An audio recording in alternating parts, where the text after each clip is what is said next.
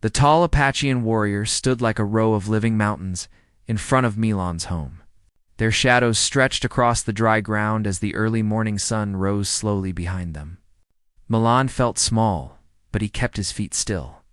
Running would only show fear, and he did not want that. Behind him, the workshop door creaked softly as Nala moved inside. The largest of the chiefs took one step forward. His armor shined with carved symbols, each one representing a story of his tribe. His eyes were deep gold, and his voice was steady when he spoke. "You are the human named Milan," the chief said. Milan nodded. "Yes. You helped our young one," the chief continued. "You lifted the metal, healed her leg, and gave her shelter." Milan glanced back at the workshop. Nala was now standing near the doorway, leaning slightly because she was still tired. She lowered her head respectfully toward the chiefs. The chief spoke again. "Nala is the daughter of a tribal elder. She wandered far from her group during training. When she did not return, we searched the land. We feared the worst." Nala stepped fully into the sunlight. "I was trapped," she said. "I could not escape. Milan saved me." Her voice was gentle but clear, and all the chiefs turned their attention to her. They looked at her leg, at the bandage Milan had wrapped, and then back at the human who stood calmly between them. After a long moment of silence, the chief raised his head slightly. "Our council has made a decision," he repeated. "A decision that concerns you." Milan swallowed but kept his voice steady. "What decision?" The chief looked deeply at him. "In our traditions, a life saved must be honored.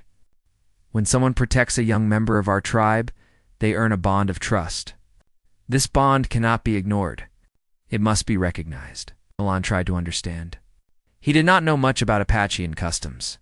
"What does that mean?" The chief slowly lifted his hand.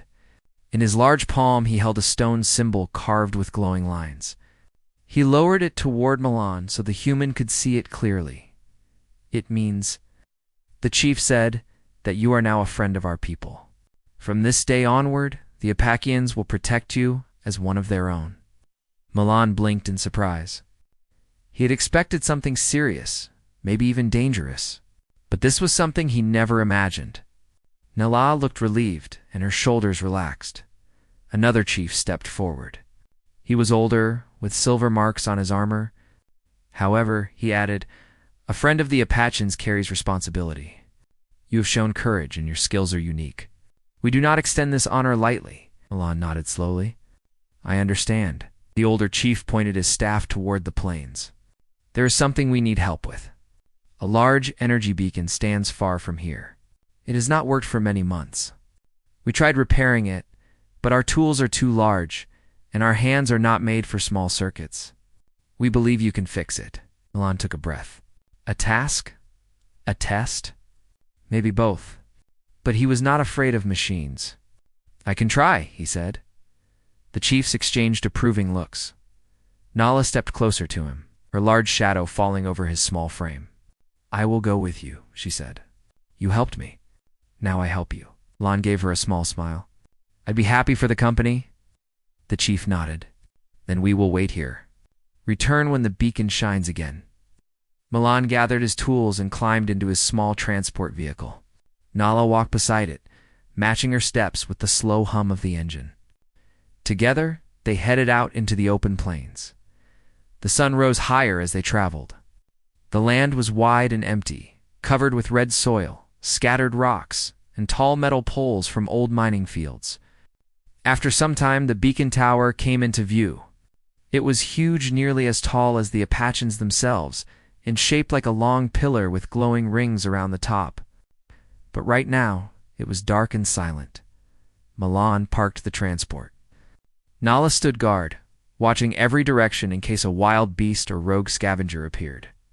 Milan opened the beacon's control panel.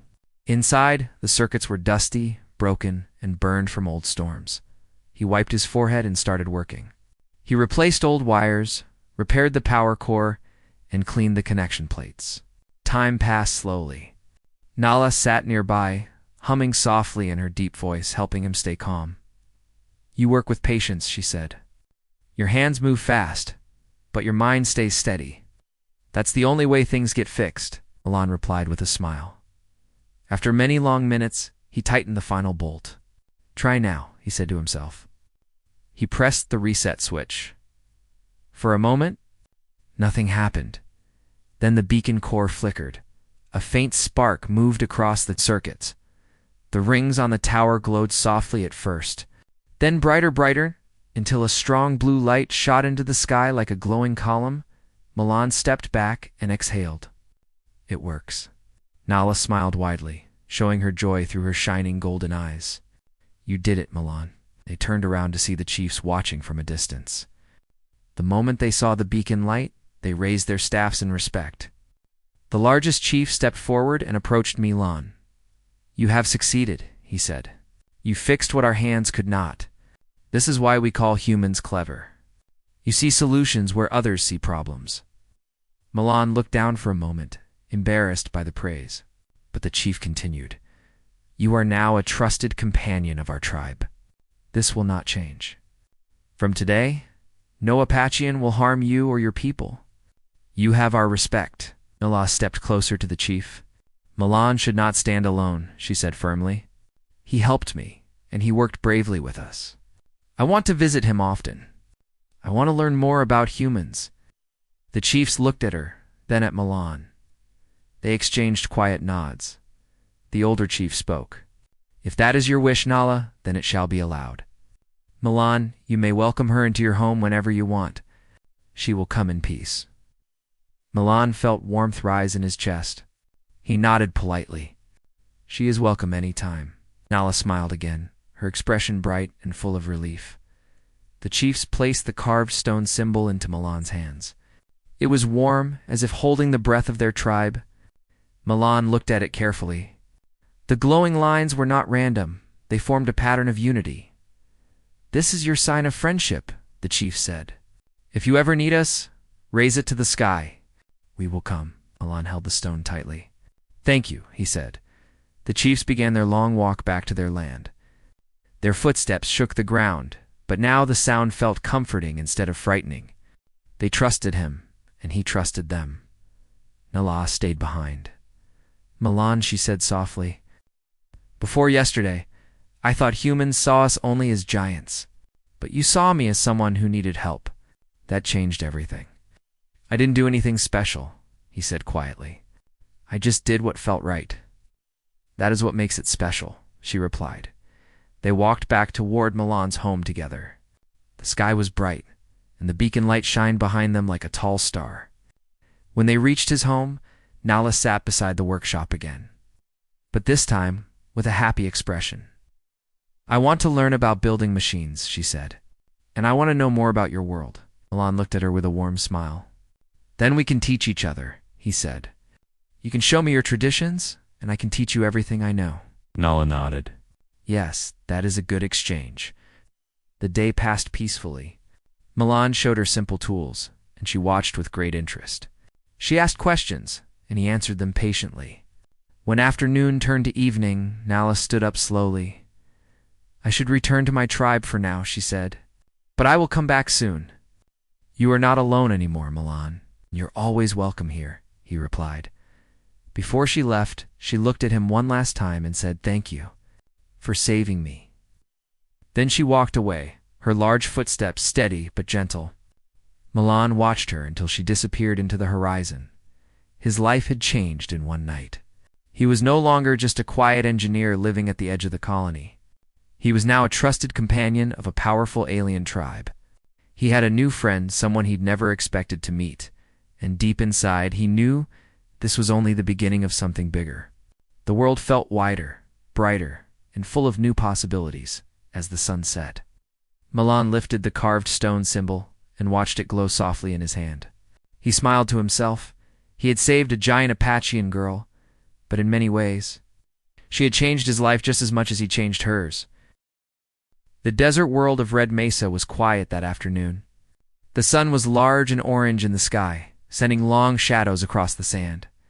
3 Apache women walked together between tall red rocks, their steps light and steady. Kaya walked in front, moving with calm confidence. Nita stayed close behind, always watching the sky and the ground at the same time. Tala walked last, carrying a long walking stick carved with symbols. The three women were searching for rare energy stones that appeared after storms. These stones were important for their tribe, and only skilled people could find them. They had been walking for hours when Kaya raised her hand to stop the others. She heard something. A strange metallic sound came from behind a group of broken rocks. Nita narrowed her eyes, listening carefully. Tala leaned forward, trying to see through the heat waves that danced in the air. Kaya moved slowly toward the sound, and the other two followed. As they reached the rocks, they saw something unexpected. A hover wagon had crashed into the stone wall. Smoke rose from the broken engine. Parts of the machine lay scattered on the sand. And on the ground near the wagon lay a man. The man looked young, maybe in his early 20s. His clothes were torn, dusty, and burned in some places. He wore boots, a brown jacket, and a small metal badge on his chest that showed he worked for a ranching town far from the desert. His face was pale, and his breathing was slow. He had a wound on his shoulder, and it looked painful. Kaya knelt beside him first. She touched his forehead and checked his pulse.